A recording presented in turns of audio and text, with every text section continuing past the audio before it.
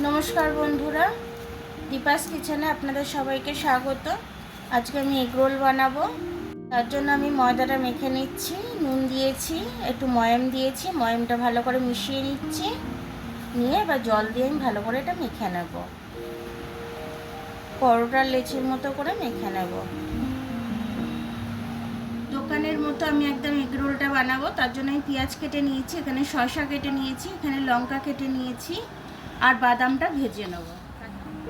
আমি রুটির মতো করে লেচিগুলো কেটে নিলাম, এটা আমি বেলে নিয়ে সেঁকে নেব। বাদামটা ভেজে নিচ্ছি আমি, এটা ঘিমি আছে। বাদামটা আমার ভাজা হয়ে গেছে, আমি এবার তুলে নেবো বাদামটা। এরকম করে আমি সব কটা পরোটা ভেজে রেখেছি, এবার আমি ডিমের সাথে ভেজে নেব। এইভাবে আমি দিয়ে দেবো।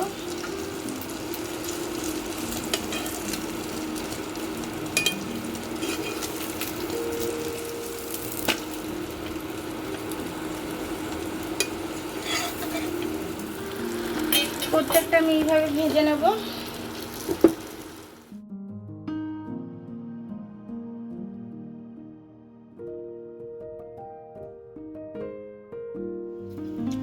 পেঁয়াজ দিয়ে দিচ্ছি, লঙ্কা দিয়ে দিলাম, বাদাম দিয়ে দিলাম, শসা দিয়ে দিচ্ছি,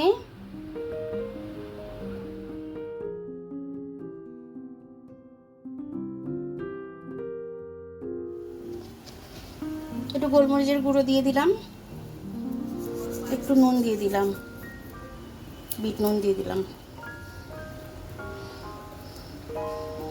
এটাকে আমি সেম প্রসেসেই রোল করে নেব।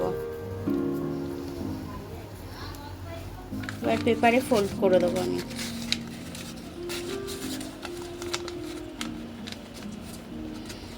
দেখুন আমার ঘরে এরকম সুন্দর করে এগ রোল তৈরি হয়ে গেল। এইভাবে আপনারা করে বড়দের টিফিনে দিতে পারেন, বাচ্চাদের স্কুলের টিফিনে দিতে পারেন। খুব ভালোভাবে টিফিন বক্স ফাঁকা করে আসবে। এটা কিন্তু দোকানের থেকে অনেক হেলদি হয়েছে, কারণ দোকানে পোড়া তেল দিয়ে করে, আমরা এটা ঘরে ফ্রেশ তেল দিয়ে করি, ফ্রেশ জিনিস দিয়ে করি, ফলে আমাদের জিনিসটা ভীষণ হেলদি হয়। আপনারা এরকম ঘরে তৈরি করে বাচ্চাদের দেবেন, খেতে খুব ভালোবাসবে, স্বাদটাও দ্বিগুণ হয়ে যাবে, আর বাচ্চারা খেতে খুব ভালোবাসবে। তো আমার ভিডিওটা দেখার জন্য অনেক অনেক ধন্যবাদ। আমার ভিডিওটা যদি পছন্দ হয় তাহলে লাইক, সাবস্ক্রাইব, বেল আইকনটা একটু টিপে দেবেন, আর যদি ফেসবুক থেকে দেখেন লাইক আর ফলোটা একটু করে দেবেন।